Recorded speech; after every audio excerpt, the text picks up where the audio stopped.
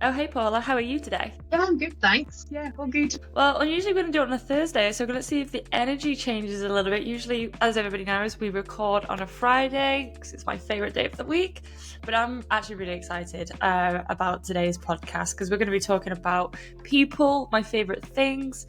And we've had many episodes around culture and leadership, but it's a massive topic. It's a huge, huge topic. And we've obviously pre-chat and I absolutely love your take on the subject, so I definitely am very excited about today, and everybody should really be sticking around to the very end because that is really when we've got some golden nuggets for everybody. But first, the first question I always love to ask everybody is, how do you like your coffee in the morning? Honestly, I'm still in the pot and replaced with some hot Vimto. That's my favourite drink. I'm obsessed with it, and I have one every morning before I start the day. Not heard of hot Vimto in forever. But because there's an international audience of America, Canada, and Australia, we're both British. Please explain what hot Vimto is. Well, Vimto wasn't in my early years either because I'm Irish, and I think it's quite an English thing. But it's like a cordial or a dilute juice that is a mix of blackcurrant and goodness knows what else. It says it's got some vitamins in it, so I'm going to believe it and go for it. But it's I got obsessed with it when I was pregnant. When I wasn't drinking any caffeine, I would have a hot Vimto in the mornings, and literally it's the only hot drink that I drink now. I'm like an overexcitable 5-year-old when it comes to my choices on hot drinks. It makes me really happy. Honestly, I highly recommend it. As I'm a Manchester girl, Vimto's from Manchester, so we have a giant Vimto bottle in the middle of our city centre because of its history. And it was invented, as always, most drinks have been as a medicinal, but I think it's kept its medicinal angle because obviously I've only ever had hot Vimto on a really, really cold day when you're trying to warm up as a kid. And that's why I've not had it in ages, to be honest, because of that reason. But yeah, there's some history of Vimto. It is one of the biggest exports that comes out of Manchester. Well, I'm obsessed with it. With a family in Bolton who managed to talk Vimto into putting a huge Vimto tank into their garden so they can get hot Vimto on tap. So there was a news article in the 90s about it, and I'm like, how do I make that happen now? If anybody from Vimto's listening and you need another marketing angle, you can put a tank in my garden anytime. I'll take it. I'm obsessed. I always say the Northern English are a crazy, interesting bunch, and we don't help ourselves when when there are stories like this. Really, just reputation. But moving on from Vimto, because that's a whole different podcast in itself, and that's what we're here for today. Tell me, Paula, what is it that you do, and why do you do it? Well, when I'm not drinking Vimto, or even when I am, I'm an occupational psychologist. That's my background. So really, I specialise in the science of people's behaviour at work. And I've applied that over the years to looking at culture, leadership, and how you create environments where people can be happy, healthy, and connected enough to deliver great business results. So I play with cultures, help people feel happier, more excited about work so that businesses can smash it, really. And why does that excite you? So I love the complexity of organisational systems. I love the complexity of human behaviour, and so my brain loves solving those problems. But it's really personal for me, to be honest. My dad was a prison officer in Northern Ireland in the 80s, and he worked in the biggest political prison whenever there was a lot of troubles. And I got to see firsthand how toxic work impacts people's lives, their health and their families. And my dad fared really well on it. He has weird things about where he puts keys, and he still locks everybody in and out of the house, but a lot of his friends had really severe problems with alcohol and stuff. And so for me, it's really personal. I think work isn't just this thing we go to, it impacts our lives, our families, our communities. So making great work is just something that feels like a really worthwhile thing to do. Exactly. We easily spend 80%, or it's around 80% of our lives at work. So if we're going to spend that much time in our finite little world, we want to make the best of it and make the most of it, and probably if you're self-employed like you and I, we probably can spend up a little bit more time than that, but hopefully not. Yeah. But one of the things obviously that you said to me was, especially in the corporate context, that the older methodologies weren't having the same impact as they used to. Can you go into a little bit more detail about that? What was that like? Yeah, so, I've worked in culture change for 20 odd years, so I am going to slag off the way that the vast majority of people do it. But, I've done it that way for years as well. But I don't think culture change has ever really worked, in all honesty. I think that kind of instinct of organisations to say we need it to feel differently around here, we'll reset our purpose, our mission and our values, and then just think that by saying some big words that everybody agrees with on a conceptual level, that suddenly people have the energy to fight a system that's set to be one way to turn it into something else. It's always been this magical thinking, and it's never really worked. Things like values are great if you're just trying to reinforce a great way it is already, but they don't actually change anything, because businesses are really complex ecosystems. How we behave at work isn't just about our intention, it's about the systems that we interact with, how other people behaved, what's asked for us, how people react whenever we do something. And so if we just tell people to be different, but they're still caught in that existing system that's telling them really to be the other way, it's not going to work. It's like every time I try and lose weight, but I've got all of the kids' sweets still in the garage, I'm going to still wonder, even when the intention is pure, I still find myself standing in front of that going, oh, what can I have? So you've got to create different conditions to help people follow through with that intent, or you've got to help them create the conditions themselves. So if somebody wants to come and stand beside me while I throw all the chocolate out of our house, I'll take it. That might be helpful. I love that analogy, and mine's peanut butter. The peanut butter lives on the highest shelf, where it is over 6 feet, where I can't reach it and only my husband can reach it. So I put a barrier of entry if I want peanut butter in my diet for that exact reason. And what I loved there really about that analogy is that we're talking about the environment around the individual, and can we just delve into a little bit more of an example of that, I want to be really kind of precise here. Let's take a business leader, they've gone, right, here's our values, here's our mission, here's our communication, which I do get it does have some merit on just here's the vision going forward. But like you said, that's not going to bring out intrinsically lots of change in humans when we as humans don't like change. It takes a little bit more effort than one speech, for example. Well, from a neuroscience point of view, we're set up not to change. That's the truth of it. We're set up to do what's worked in the past. So it's really tricky. So then it's what is it? Give me some examples of what the system is telling them the wrong way to do things, even though the organisation and leaders are saying, let's do this. So I think a beautiful example of this is the idea of personal responsibility. So a lot of the exec and leadership teams that we work with will be shouting from the rooftops, I don't understand why everything ends up at my door. Why does nobody take responsibility for this? Why is everything escalated?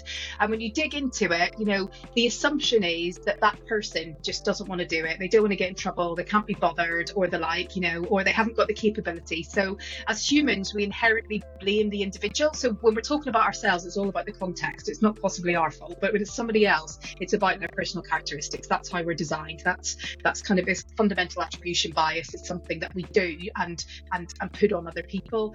But whenever you really get into the system of what makes someone personally accountable within a business environment, you just start asking simple questions like, well, so you're frustrated that you get papers to board where nobody's made any recommendations. They're expecting you to make the decision on that. What happens when that paper comes in? What do you do? Oh, well, we make the decision. We're annoyed about it, but we make the decision. It's like, well, so you are reinforcing that behaviour. You're giving it permission. You're rewarding that behaviour by demonstrating that. What do you do if somebody makes a decision, puts their head above the parapet and makes a decision and makes a mistake? Well, when we look at that, what people will be telling us is that they are critically evaluated. Maybe they're outgrouped because they're not thinking in the right way, or they get protective, kind of behaviour from the exec on things. Or you look at things like their budgetary, like something as simple as delegated authority, and the most that a senior leader can sign off is 500 quid a spend. So when you look at the system, the people pointing in the system are saying just get them to take more responsibility. But when you look at the system, everything that people touch says the decision gets made here. The exec holds this decision, or if you try and make that decision, it's risky for your career or your acceptance within this group. So if we want people to demonstrate those new behaviours, we need to notice where those environmental nudges are and reset those to the behaviour that we want. There's no point in just shouting, you take responsibility for this. We've got to start a process of empowerment and enablement to reset the system to get people to come with us. I love that. I don't feel like it gets talked about enough, and I like to always say simplify it. It's where is that line in the sand, Yeah. And I think Tim Ferriss does a really great explanation of this, and it's in I can't even remember which one of his books. All of his books are merging into one, but I no doubt would probably be the 4-Hour Work Week, where it is he has different stages. So he has the model of you can work 4 hours a week, but you surround yourselves with hundreds of people on very low wages, all doing micro tasks. But the whole point of it is, obviously it's a slightly exaggeration, but the whole point of it is, when he delegates a task to a person, he probably only at first point only gives them one task. Make sure he's meeting up to the standard that he's kind of quality controlled it to, and then he keeps elevating it until it kind of get like that full blown job. But he's confident that he can just say, you can sign up to 20,000, 100,000, because he goes, well, this is the project, here's the structure, and it's been repeated and scaled over time. So then, almost like you said, he's not sat into that situation as a leader where everybody's coming to them to get like the sign-off approval on the bigger tasks over time. And that's his way of looking at the business system. And just to really elaborate it, there's a film. One day I'm going to remember all the titles of all these films. But there's a movie, and it was used as a demonstration as poor leadership, because in the film she was they were trying to portray this really super hot female business leader, really killing it in New York, that very Hollywood movie style. Yeah. But she was stressed out to her eyeballs because there was a long shot of her walking through the office and about 20 different team members asking for her attention, to look at this, to sign this off, to give her opinion on this, you can tell this is pre-2020 film, before remote working, because everybody's in the office with paper. But it was really as demonstrated as not a really good approach to leadership, because, like she said, everything was just paper was just mounting and scaling as a visual onto her desk. Would you reckon that's a fair assessment? Yeah, well, I think that kind of over control from the top is a real issue for organisations. I've just spent this morning with a board talking about exactly that whenever everything is held at the top, you're constricting the capacity of the organisation, because if it's got to go through a small number of people to happen, they've got a smaller number of bandwidth and a large number of people. So the more you can devolve responsibility in a reasonable and controlled way, as you've talked about in the first example, if you can unlock the capability of more people to make decisions and make things happen in your organisation, ultimately it's going to be more successful in whatever its purpose is. So it just doesn't make commercial sense to keep control at the top, because you've got a smaller amount of bandwidth to make things happen. So yeah, totally identify with that. I think that's one of the big modern challenges of business, is actually, the context is more complex. What businesses are trying to do is often more diversified across bigger geographies. So you need greater bandwidth. So if you're using 1980s leadership styles, you're going to get 1980s performance. I mean, what are we doing? Why are we using those strategies? There's a reason why businesses get stuck, and it's a lot of the time it's about that bandwidth and restriction of capability. And I want to just sit on that for a sec of some of the symptoms, because when a leader is trying to do the day-to-day life and it's just crazy busy, it's really hard to even identify some of these challenges. That these are the things that they could be improving on, and that is, like I said, the business feels stuck. You feel like you're completely running out of bandwidth and capability. You're feeling overwhelmed. You're feeling like everything just seems to be onto your shoulders. And these are very real symptoms and real feelings. So if a person listening to this and they go, oh, this is me, I'm doing this and I can't believe I've got to this position, what are the next steps on how they can start that change? Yeah, I suppose this for me is where the revolution in culture work is about. For me, culture isn't about, does everybody just feel like it's sunshine and rainbows around here? I think it's got this bad rap of it just being about employee experience and everybody being happy no matter what. And that endless trip, I guess, of trying to give the kids things that please them. For me, great culture is, we know what type of behaviour we need around here for this business to succeed. And we know what the deal is. We know that the business will give us what we need to feel happy and motivated, and that we give some stuff back. So I think the first place to start, if you're feeling like you're in that stuck place, is having a look at the deal that you've got with the people around you and the capability that you've got with the people around you. So if the deal is, I look after you, I make all the decisions, I keep you safe, you're likely to be stuck in that overwhelmed position.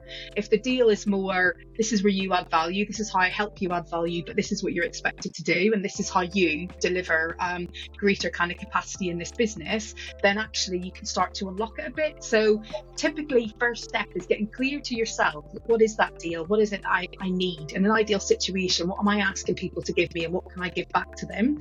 And then start to have conversations with people about, this is where we want to get to, this is what I want the deal to be, and how do we get there? What can I start to give you now? What do you need from me to get there? And basically just starting to transition the talent around you into being in a different mode. And really quickly you'll see, have they got it, and are they interested, and are they going to lift with you, or are they stuck in the old deal? And those who are stuck, just get them out of the business. And I don't mean that in a kind of horrible management consultant way, maybe I do, but the truth is that if you want work to be a certain way and it's not going to be like that, you're going to be really unhappy in life and work, etc. If you've got someone who's stuck in your business, help them move and find an adventure that's going to fill their deal for them. So I mean that in a compassionate as well as a business focused way, because people who are stuck where the business can't offer them what they need to feel valuable and effective, they're just costing you money and they're not having a very good life either. So help people move forward by having those conversations and resetting those expectations. Now I just want to really settle on kind of 2 points there, and the first one is just from what you just said then, where when you are the leader of a business, you are there to make sure you're there as a leader to look after everybody. And if you've identified as a part of I'm talking as part of a team, there's a few people that just not moving with the times of what's going to be better for the greater good, then you also are the responsible to make those difficult conversations, to let people go for the betterment of the mass group.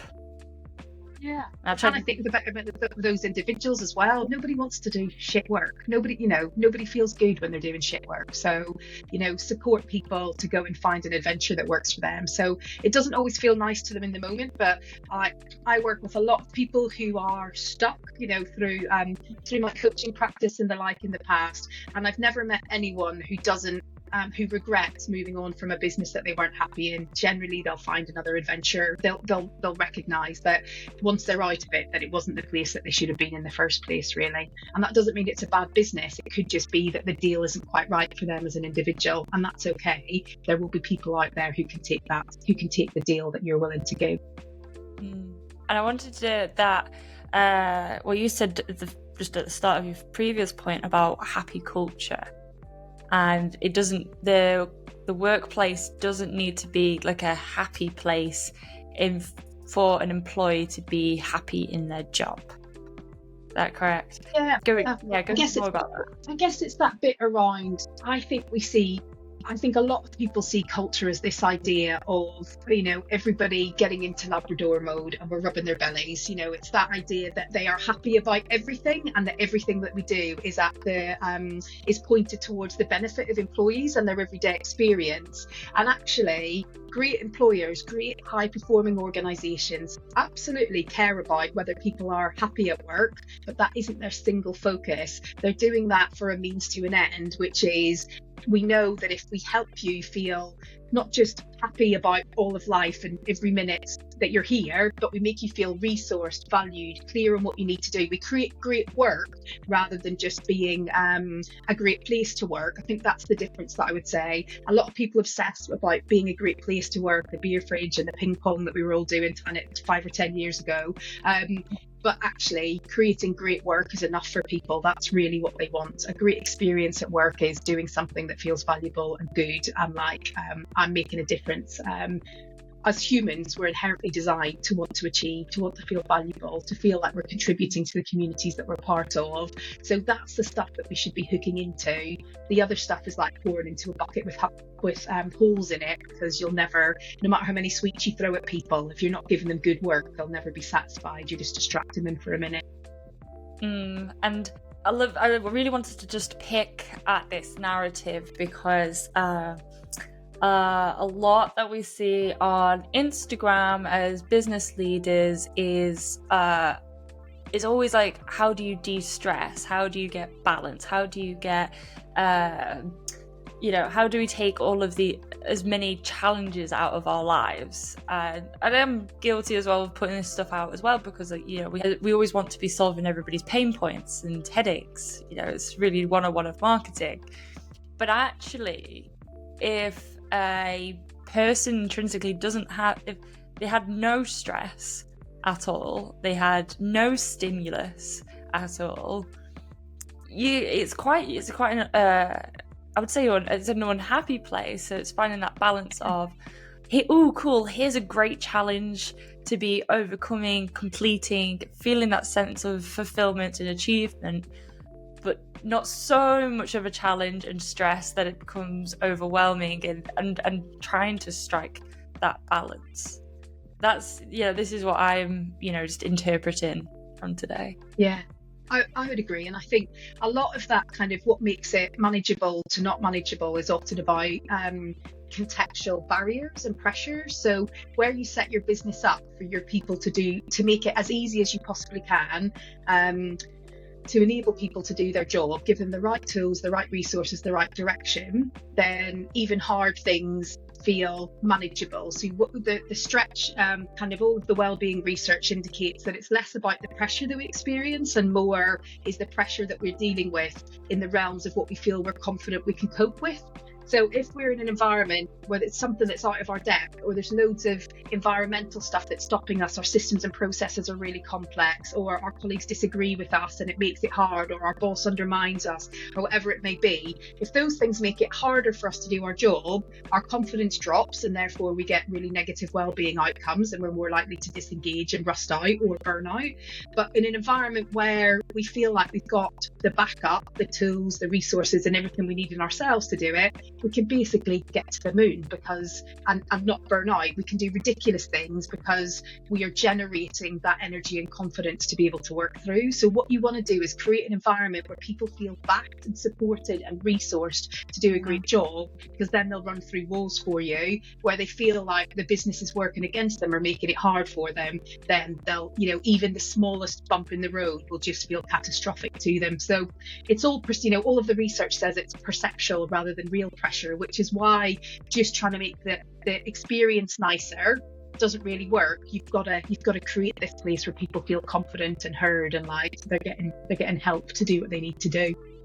That is so true. I love that you're saying about like it's a perceptual thing. It's the psychology around everybody lives in the spotlight syndrome, and actually I know it's the joke there's that saying of, oh, you think the world revolves around you. Everybody does, because you've got your own, half the population, or half the population as a monologue in their head, talking to themselves, feeding their projection of what information and stimulus is coming into their world, and then creating actions and thoughts and processes around that. So like you said, if you're a big corporate or you're a big organization, you can somehow work the environment on creating that perception around that person, then they're going to go where you ideally want them to go. I want to slightly pivot today, and because we talked about very structured, robust systems and processes in order to create like an ideal culture. But one of your parts of your service, and why I was really keen to talk to you today, is actually you like to experiment with your clients. Can we just go into a bit more about that, and what does that look like? Yeah, so, when you're trying to reorientate a system, whether it's in a small business or a big business, the truth is that cultures like this reinforce a cycle where it's really stuck together. And I always talk about it like you're trying to change the flavour of a soup.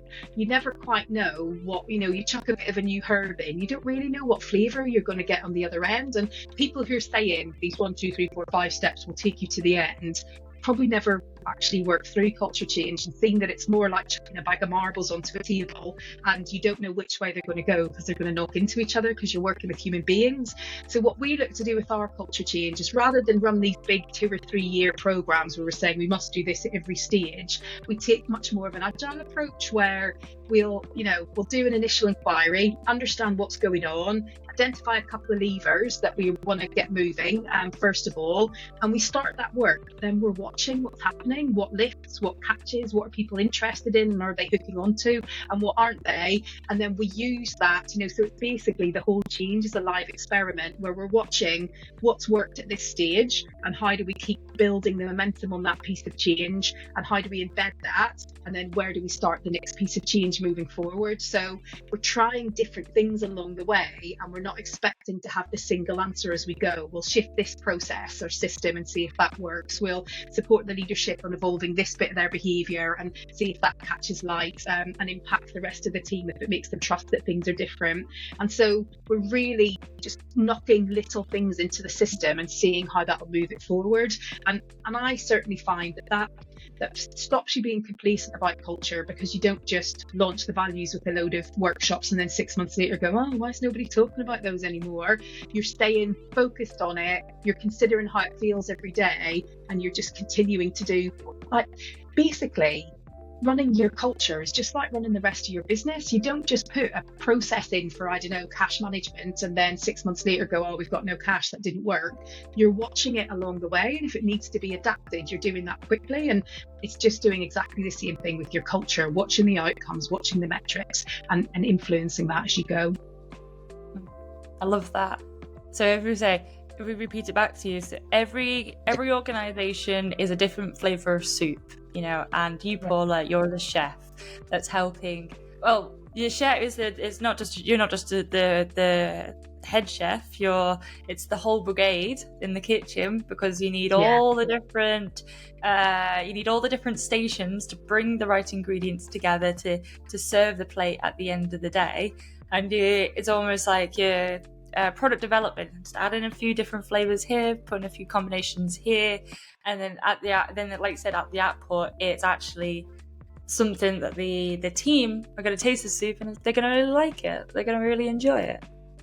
Yeah, and we're going to pay big bucks for it as well. That business return bit has always got to be in there too. Absolutely, the experience piece is important, and I passionately believe in that. That's why I do this, is to help people have good lives and good work. But I think from a business perspective, it's important to always focus back on the fact that if your people are happy, if they give a shit about your business, if they really understand what you're trying to achieve and they feel like you're going to help them do it, they will make your business fly. That's the truth of it. And I love it. It is. But what you mentioned about levers, though. Can you just go into a little bit more about the levers? What would be some of examples of, like, because what I'm thinking is like leaders been listening now and they've been thinking, I've been in this stuck position.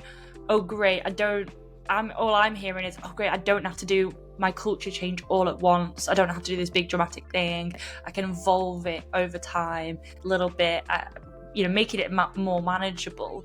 And you mentioned there's a few levers you can pull at the start. So if they were going to change their culture tomorrow after listening today, what are some of those levers that they could pull? Yeah, so I think the first one is about understanding. Do people really understand where you're trying to go with your deal and your culture, what your expectation of them is and what you can give? Because that will help people start to take the journey from, is what I'm doing at the minute acceptable or not, or do I need to think about doing things differently? So that storytelling, that being clear about what your deal is going to be in the future and talking to people about that is helpful. I think taking that down another step to kind of contracting as well. So not just getting general understanding of this is what where we're going and this is what it's going to be like around here in the future. That's a helpful starting point, but then drilling into some more direct conversations with people about what that might mean for them, how their role might very specifically change and what the demands on them how they will shift over time. That's a really great place to start, because people can then personalize that to them and start their own journey, and you've got the basis for accountability there as well, because you basically reset the contract and the expectation with people. So great conversations is a really good lever and a really underutilized lever, because we just send out a corporate comms on values and hope that everybody comes without following up with the conversation. So that's an important piece. And then I think the other bit is looking at things in sound bites. So looking at the system and process, exactly the way that I broke down that personal responsibility one. If there's a behavior that you really want to shift in your business, a really great starting point is saying, are we serious about this? And if we are serious about this, what are all the things that we need to change to make this happen? So what do we need to change in our systems? What do we need to change in the way that we are acting and the way that other people are acting? So if you break that down, then you can create a real opportunity for you to start to influence that. So culture lives in a few places: people's beliefs, their behaviours, and the systems, processes and practices that we put in place. So if we influence beliefs, if we build capability and influence behaviours to an extent, and we influence the systems and processes, all of those will kind of add together to shift your culture over time. As I'm listening, it's almost as a leader, going to do some work on yourself. If you're really serious about creating an environment and an organization for the many, because if you still got maybe too much ego, or you're not able to really reflect and understand who you are, and like you said, then how are they going to understand what the beliefs are, what your behaviors are? If, let's say, if you're in denial, like I don't do these things. Maybe you need to just have a look at yourself to really understand yourself, to then go, actually, what are the actual patterns that are going on in the organizations, rather than what we want to see is happening in the organization. Yeah, I think that's a really astute observation, because I think we judge ourselves on our intention rather than our actual behaviour or impact. So I know that I'm a good person. I know I want to trust people, but there might be something. A lot of the time, leaders or leadership teams who've got stuck in cycles that are unhelpful, there's something that's happened in the past. I don't know, working with a big financial institution at the moment that has got a very risk-averse culture, surprise, surprise, that is influencing them. We spent a lot of time with the leadership team talking about, well, where's the origin of that need for control and oversight on things? And they went through they all went through a really rocky financial period, but that's when that leadership team was formed, and they got used to having very high scrutiny and control. So it worked really well at one point in the organization's history, but things have evolved. The demands, the ambition of the organization have changed very significantly, and now it needs a different tone of leadership, but those people are just caught in the system and the cycles of those previous habits. So what we're not saying is that if there needs to be a shift, it's probably not because you're a poor leader or a bad person. It's that that behaviour has worked at a point in time, and you're so busy working your socks off running your business that you haven't noticed that it needs to shift. So that reflection is about, what do we need to, doesn't matter what you've done in the past. It doesn't matter why that's happened. Focus on the future and what it needs to be for the future, and start to really challenge yourself about how you need to be, because our employees are acting in response to the tone and the priorities that we're setting. If there's behaviour that we're getting that is annoying us, it's probably because we're doing something that's pulling that behaviour out, and we've got to recognise that there's a natural interaction between leadership and our people, and we're responsible really for setting a tone to shift that behaviour. I want to just make sure, as we kind of pull towards the end of today's podcast, but That's such a good point about understanding the origin of why certain systems were set up in the first place. Like if and that's a great example of the leadership team when the business was in a rocky place where there needed to be greater controls in order to turn the ship around. They were a fantastic leadership right then because that's what the business needed. Yeah. But because of that work they did then, it sounds like they're in a better place as an organization now, which has different needs if they want to then go to the next level of scaling. I'm working with you. They're looking to see and understand what are those behaviors and how to change it, and actually understanding what the history is. I just love it. I just wanted to make sure that we pause on that point, because it's so easy to just forget, Time moves on, daily life kind of takes our peripheral, and then we forget, this is why we did this in the first place. Yeah. Well, and I think that's a big part of what happens in traditional culture change is people look for the burning platform. What is it that's terrible about here that we need to change? But what that actually does is activate a load of shame and discomfort for people, which puts them into a fixed mindset and a defensive mindset. If we stop worrying about what's broken and we focus more on, well, what are we trying to create for the future, we're much more likely to take that positive growth mindset approach. So I think we use that kind of origin story work a lot with leadership teams that are clearly feeling a bit battered by kind of employee reporting of what their experience is, to help them just put that feedback into context and move on from it and just focus on the future, because that's the only thing that actually matters is the results of tomorrow or what you're going to make happen. So focus on that and build towards that, and you'll find that you won't go wrong. That's exciting. Yeah, as a mindset shift, that's really exciting. You go, actually, what is that vision? What is that future? What are we building? Rather than, oh no, this is burning again. This fire's here. This is constantly go wrong. And you go down that downward spiral. It's kind of negative, but actually, if you're like, yes, actually, we've got a future to build. We've got these opportunities. This is what we could be. This is what we're working towards. That's a far more upwards positive spiral. Now, if you were going to leave a business leader with one thing, what is one point or one tidbit of knowledge? What would you leave them with? I think it's that piece around focus on the future. It's dead easy when you look at culture to say, what's everybody complaining about and how can I fix that? And all you're really doing is creating a slightly better version of the mediocre. All you can do is remove the thorns that are in people's sides. So if you're going to work on culture, really look at where you want your business to go, what performance you want it to drive, and say, what type of behavior do we need to get there? And if you anchor to that, you are not going to go wrong, because you're anchoring to performance, you're anchoring to the deal that you can drive forward.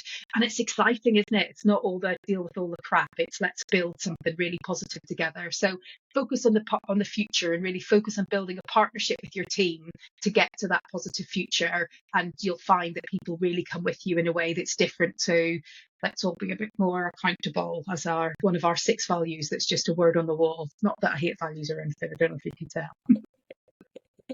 No, I'm very much with you. And let's leave it there, because I think that's a really great point and tidbit for somebody to take away with and start implementing tomorrow. So if somebody's been listening to this and going, wow, I need to speak with Paula, how do they get in contact with you?